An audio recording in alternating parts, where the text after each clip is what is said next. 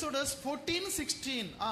నీవు నీ కర్రను ఎత్తి ఆ సముద్రము వైపు నీ చెయ్యి చాపి దాని పాయలుగా చేయము. దానిని ఏం చేయాలి? పాయలుగా చేయి. దేవునికి స్తోత్రం కలుగును గాక. హల్లెలూయా. దేవుని కర్రగా మార్చబడిన ఈ కర్ర ఎర్ర సముద్రాన్ని సైతం 2 పాయలు చేసేసింది.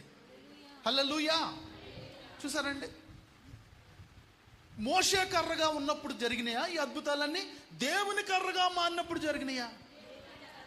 మన పిల్లలుగా ఉన్నప్పుడు వాళ్ళు అద్భుతాలు చేసేవారుగా మారలేరు. మన గోత్రాలుగా ఉన్నప్పుడు అద్భుతాలు చేసేవారుగా మారలేరు.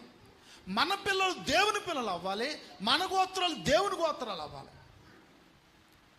ఈ కర్ర దేవుడు ఏం చెప్తున్నాడు తెలుసండి? ఈ కర్రను ఎర్ర సముద్రం మీద చాపమన్నాడు ఆయన.